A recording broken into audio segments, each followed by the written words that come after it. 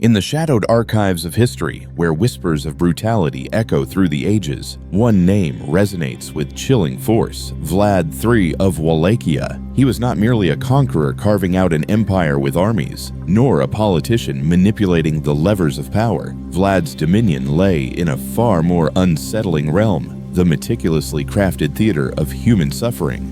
His legacy isn't etched in territorial gains or battlefield victories, but in the tormented screams that once permeated the ghastly forests where his victims were impaled. In an era of relentless Ottoman expansion into Christian lands, Vlad, later dubbed the Impaler, defied the norms of even his brutal time, shocking allies and enemies alike.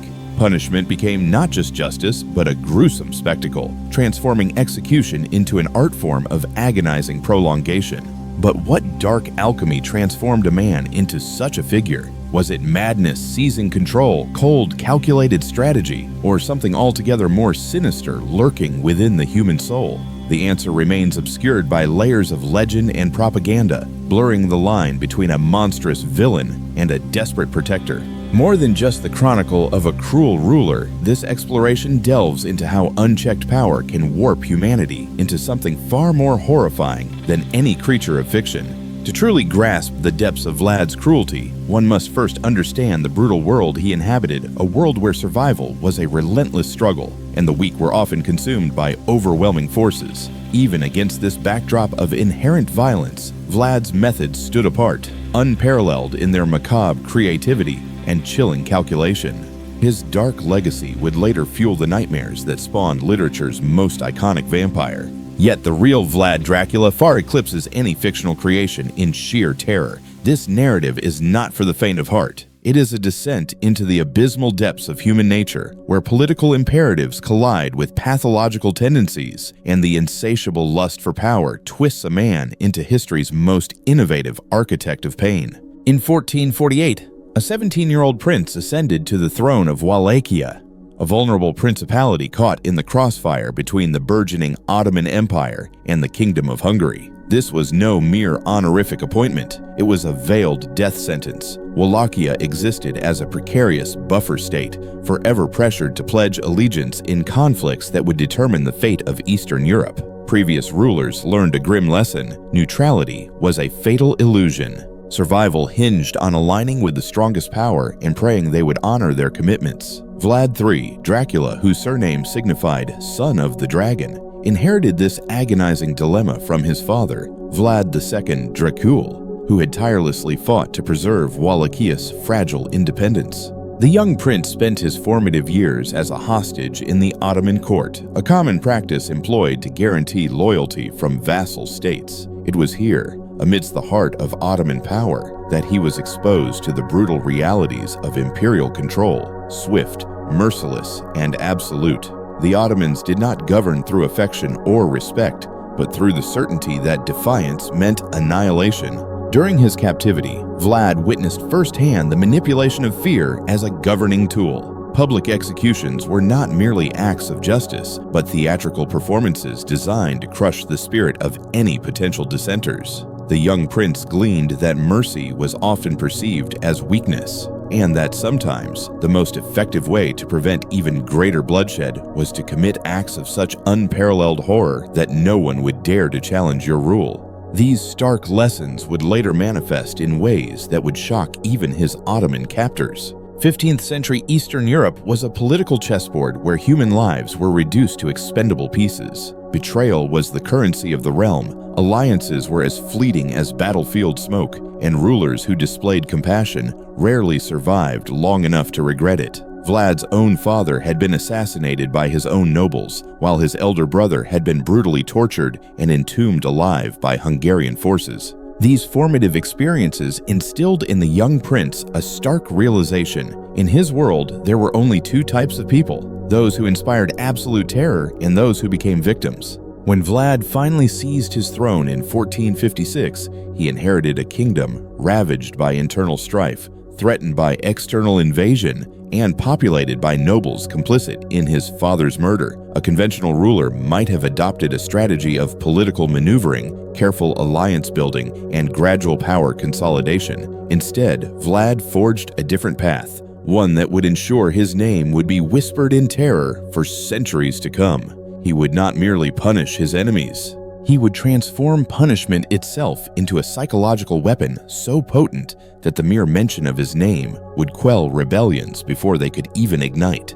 The gruesome method that would forever define Vlad's reign and earn him his infamous epithet was impalement. But this was no simple, barbaric execution. Under Vlad's direction, impalement became a perverse art form of prolonged suffering, meticulously calibrated to maximize both physical torment and psychological impact. The process began with the selection of stakes, carefully fashioned to be deliberately blunt rather than sharp. A pointed stake would bring death too swiftly, denying the agonizing spectacle Vlad sought to create. His stakes were designed to slowly penetrate the body, allowing victims to linger in unimaginable pain for hours or even days, while suspended as a gruesome testament to his power. The victim would be forced onto the stake, which was then expertly inserted through the body with a semblance of surgical precision. The most common method involved penetration through the rectum, carefully guiding the stake to avoid puncturing vital organs during its initial passage. The stake would then be raised upright, allowing gravity to slowly pull the victim downward, the wood gradually forcing its way through the body cavity. Death would eventually come from blood loss, organ failure, or shock, but only after hours of conscious agony that could be heard echoing across vast distances. Vlad's executioners became masters of their gruesome craft, capable of precisely positioning stakes so they would emerge from different parts of the body, sometimes through the chest, sometimes through the mouth, and occasionally through the shoulder or back. Each variation produced different kinds of suffering and different timelines for death. The most skilled executioners could ensure that victims remained conscious and aware for the majority of the process, able to contemplate their fate and issue dire warnings to those who might witness their excruciating ordeal. The psychological impact of impalement extended far beyond the immediate victim. Vlad would often arrange his impaled victims in unsettling geometric patterns, creating grotesque displays visible from miles away.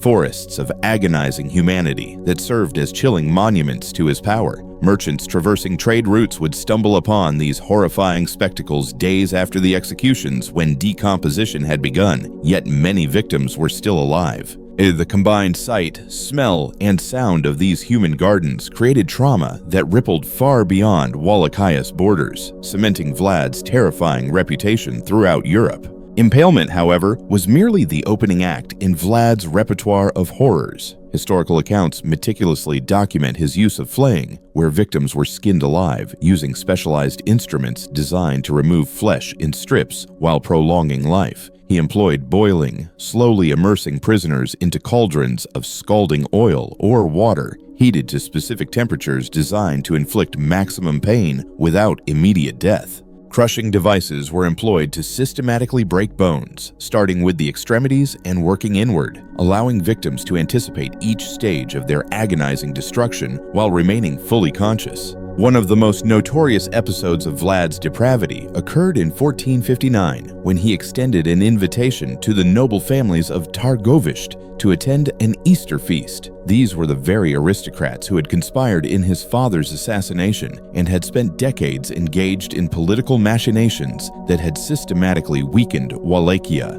Vlad's invitation appeared to be a gesture of reconciliation, a new ruler seeking to forge peace with the established order. The nobles arrived in their finest attire, accompanied by their families, anticipating a celebration that would herald a new era of cooperation. During the feast, as wine flowed freely and conversations grew convivial, Vlad rose to address his guests. He spoke eloquently of forgiveness, unity, and the promising future of Wallachia. Then, at a prearranged signal, his guards sealed the doors, initiating the arrest of everyone in the hall. The elderly nobles were immediately impaled, their agonizing deaths serving as a brutal prelude to the more elaborate punishments that were to follow. The younger nobles and their families were forced to march to Castle Dracula, where they would spend the remainder of their wretched lives as slave laborers, toiling to build the fortress that would become Vlad's primary stronghold. Contemporary accounts detail how Vlad personally oversaw the impalement of the elderly nobles, meticulously adjusting the angle and positioning of the stakes to ensure optimal suffering.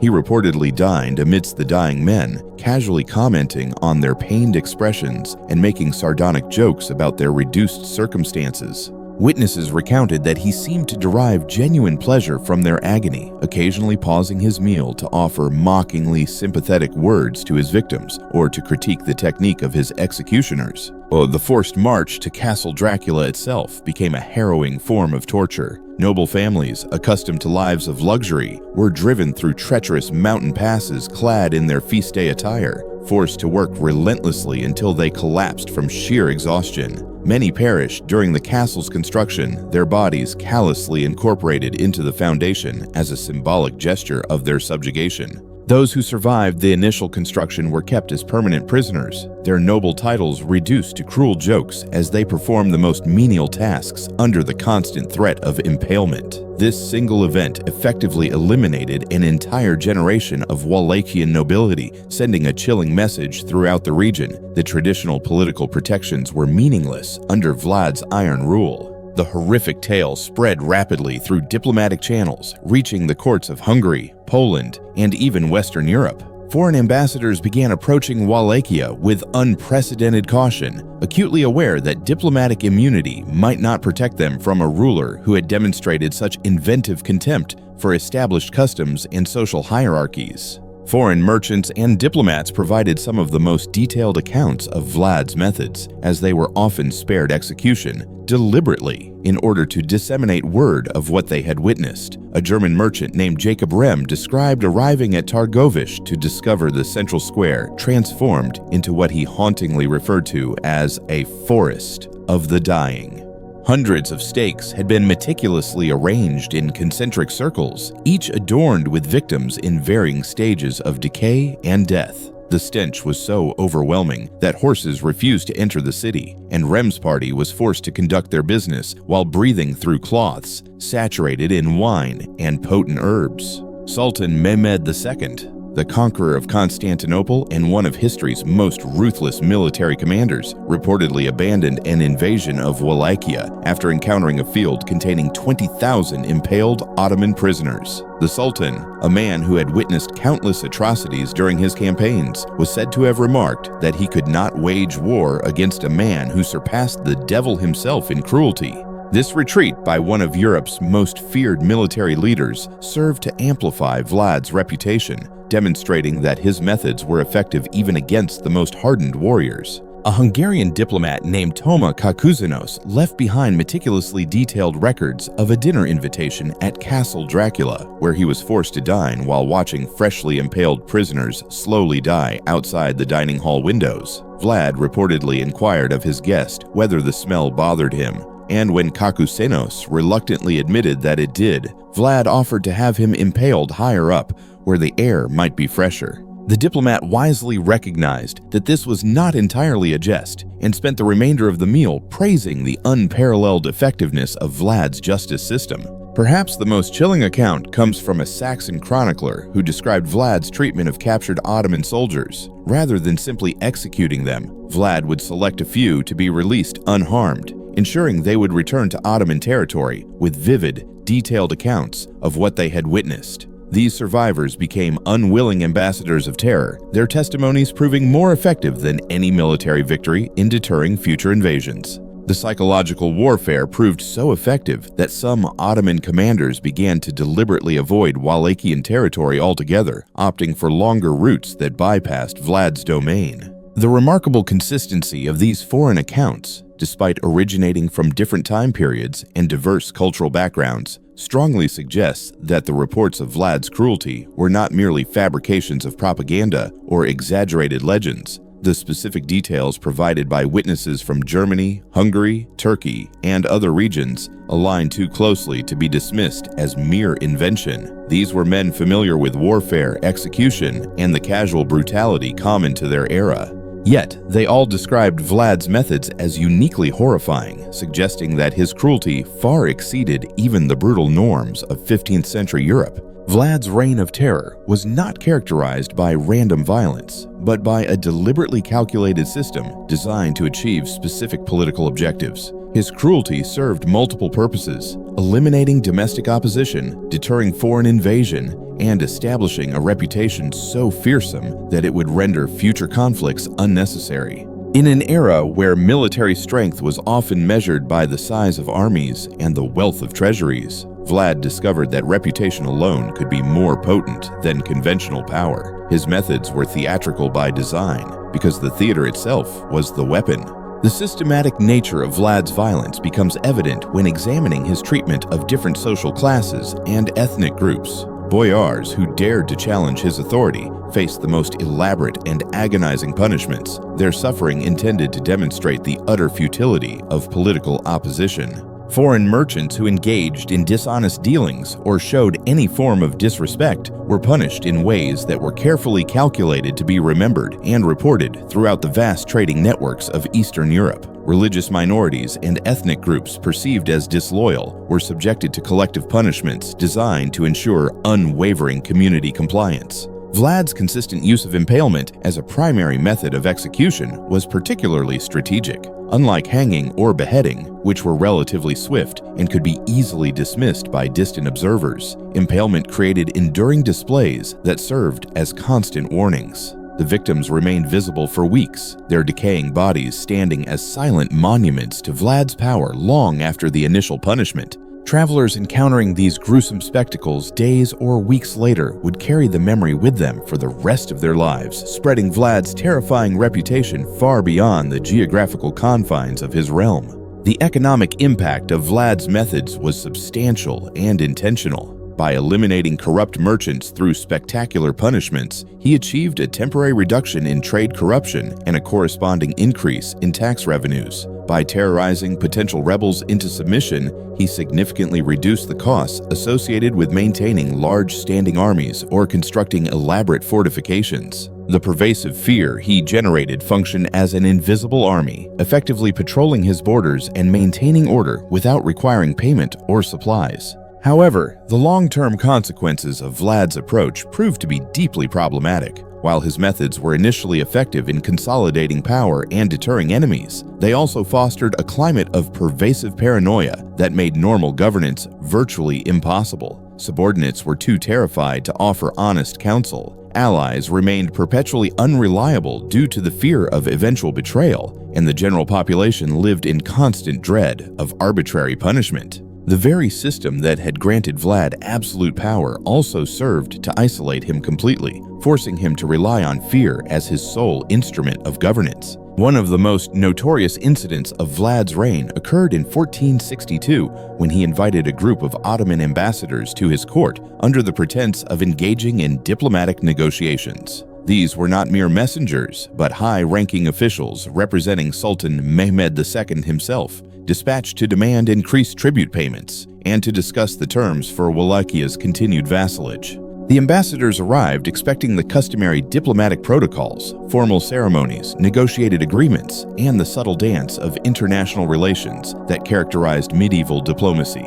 When the Ottoman delegation refused to remove their turbans in Vlad's presence, citing deeply held religious obligations, Vlad appeared to accept their explanation with a surprising degree of grace. He assured the ambassadors that since their turbans were clearly so important to them, he would personally ensure that they never had to remove them again. The diplomats likely interpreted this as a respectful accommodation of their religious practices. Instead, Vlad ordered his guards to nail the turbans directly to the ambassadors' skulls using long iron spikes, permanently affixing the headwear to their heads. The ambassadors were then impaled while still wearing their spiked turbans, their agonizing deaths serving as Vlad's official response to Ottoman diplomatic demands. But the horror did not conclude with their execution. Vlad ordered the bodies to be prominently displayed along the main road leading to Ottoman territory, positioned to ensure that other diplomatic missions would encounter them before reaching the Wallachian court. The message was chillingly unmistakable. Diplomatic immunity held absolutely no meaning within Vlad's domain.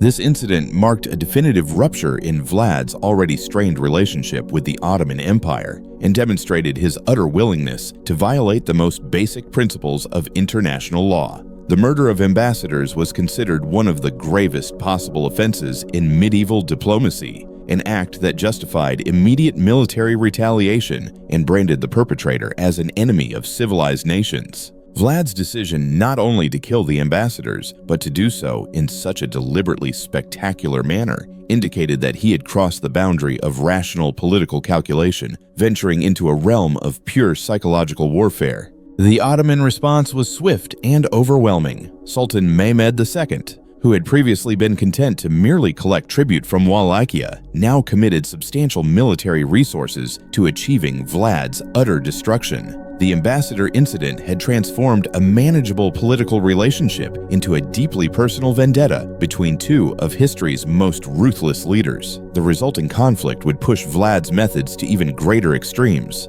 ultimately contributing to his downfall. As Ottoman forces advanced into Wallachia in 1462, Vlad implemented what military historians now recognize as one of the most extreme scorched earth campaigns in history. Rather than simply destroying resources to deny them to the enemy, Vlad transformed his own territory into a landscape of psychological horror meticulously designed to shatter the morale of the invading forces. Villages were not merely burned to the ground, but were deliberately repopulated with impaled residents, creating the illusion of normal settlements that revealed their true horrific nature only upon closer inspection. The retreating Wallachian forces left behind carefully staged scenes of atrocity at regular intervals along the Ottoman advance route. Wells were poisoned not just with traditional toxins, but with the decomposing bodies of impaled victims, ensuring that even the water supplies carried visual reminders of Vlad's power. Granaries were filled with mutilated corpses instead of grain, and what appeared to be food supplies from a distance revealed themselves to be elaborate displays of human remains, carefully arranged to maximize psychological impact. Vlad's most audacious act during this campaign was a daring night attack on the Ottoman camp, specifically targeting not the military leadership or strategic positions, but the Sultan's personal tent. The attack was not conceived to achieve a decisive military victory. Vlad's comparatively small force stood no chance of defeating the massive Ottoman army in direct combat. Instead, the raid was a calculated act of psychological warfare intended to demonstrate that even the most powerful ruler in the world was not safe from Vlad's relentless reach. The attack ultimately failed to kill or capture Mehmed II,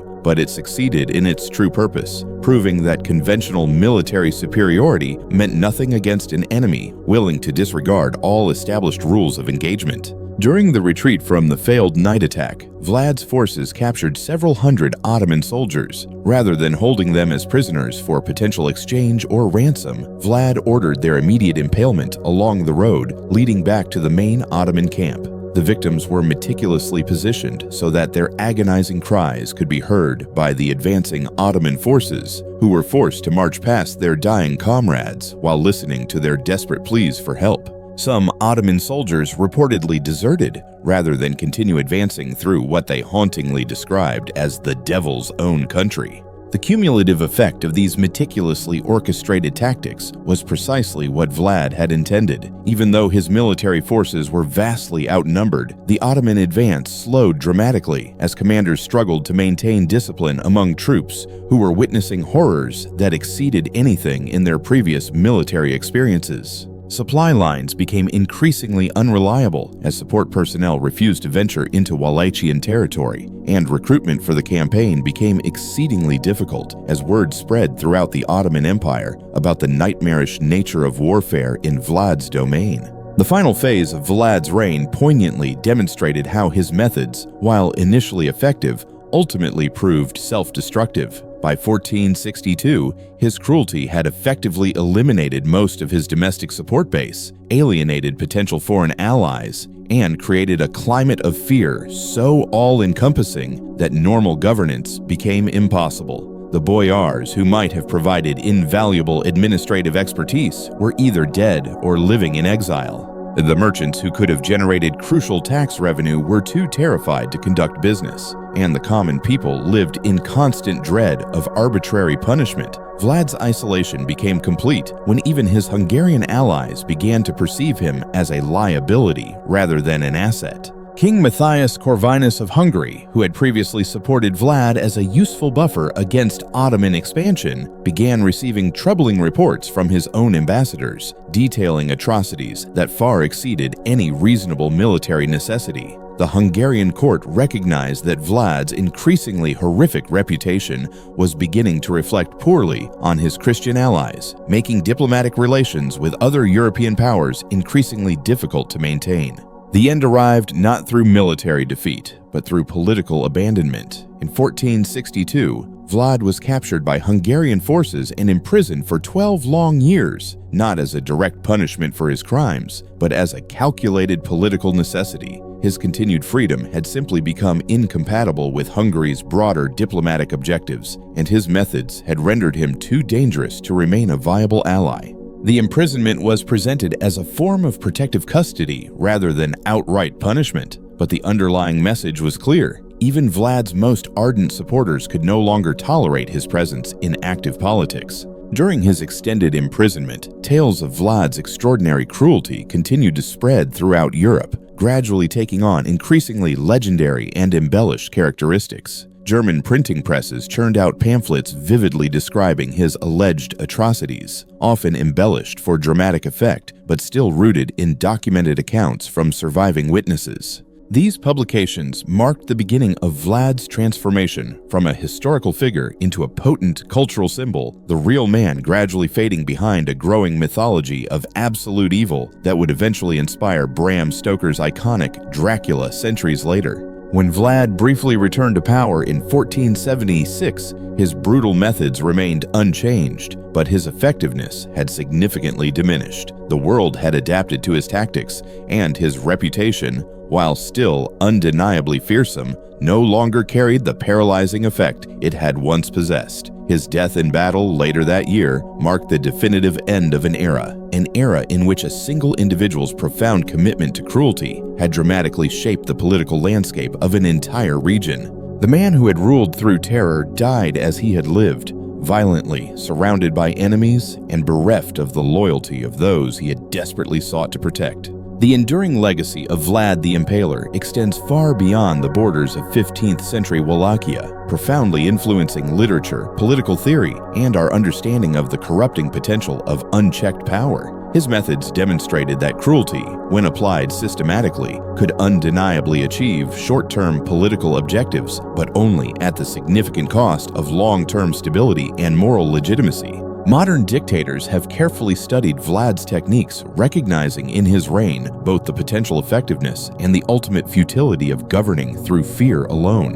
The transformation of Vlad from a historical figure to a literary character reflects humanity's complex and often unsettling relationship with the concept of absolute evil. Bram Stoker's Dracula drew inspiration from the historical Vlad, but deliberately transformed him into a supernatural monster, perhaps because the sheer reality of his human cruelty was simply too disturbing to directly confront. The fictional vampire Dracula is frightening because he is fundamentally inhuman. The historical Vlad is terrifying precisely because he demonstrates the horrifying depths of what humans are capable of when power is unchecked by conscience or consequence. Psychological studies of Vlad's documented behavior suggest a complex interplay between strategic calculation and pathological sadism. While many of his actions served clear political purposes, the extraordinarily elaborate nature of his tortures and his apparent personal enjoyment of inflicting suffering on others strongly indicate motivations that transcended mere political necessity. His case has become a subject of ongoing study for researchers investigating the intricate psychology of political violence and the conditions that can transform seemingly rational actors into agents of systematic cruelty. The historical records meticulously documenting Vlad's reign serve as a stark reminder of humanity's capacity for both inflicting and enduring extreme suffering. The accounts left by survivors provide invaluable insight into the complex psychological mechanisms that allow individuals to endure unimaginable torture, while the testimonies of witnesses reveal the often remarkable ways in which communities adapt to living under the constant threat of arbitrary violence. These records have proven exceptionally valuable to modern researchers studying trauma, resilience, and the long-term effects of political terror on human societies. Perhaps most significantly, Vlad's haunting story illustrates the inherent paradox of effective cruelty. While his methods unquestionably achieved their immediate objectives of consolidating power and deterring enemies, they also inadvertently created the very conditions that ultimately led to his downfall. The pervasive fear that initially made him powerful also served to isolate him completely. The carefully cultivated reputation that protected him from foreign invasion also made him politically toxic, and the ruthless methods that eliminated his enemies also systematically destroyed the very social structures necessary for stable governance. His reign stands as a somber historical case study in the self-limiting nature of power based entirely on fear, and the inevitable consequences of abandoning fundamental moral constraints in the relentless pursuit of political objectives.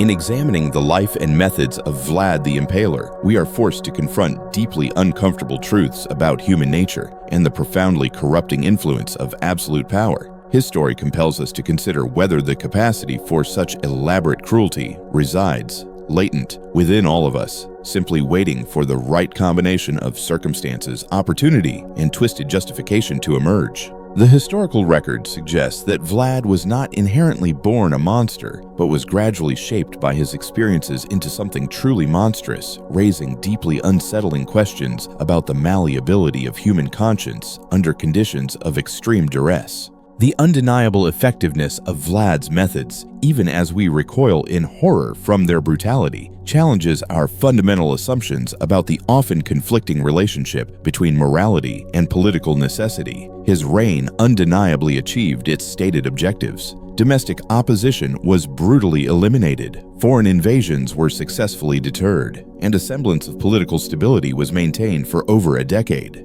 Yet, the true cost of this perceived success was measured not only in the lives of his countless victims, but also in the deliberate destruction of the very social bonds and moral frameworks that make civilized society possible. His enduring legacy forces us to consider whether any political objective, no matter how noble it may seem, can ever justify the deliberate infliction of such profound and prolonged suffering, and whether power maintained solely through fear can ever be considered truly legitimate. The story of Vlad the Impaler serves as a chilling warning about the inherent fragility of the moral constraints that separate civilization from utter barbarism. In our modern world, where rapidly advancing technology has made both surveillance and violence more efficient than ever before, his methods serve as a stark reminder that the capacity for systematic cruelty remains disturbingly present within human societies. The same organizational skills, technological innovations, and profound psychological insight that he so effectively applied to the art of torture could all too easily be adapted to serve similar purposes in contemporary contexts.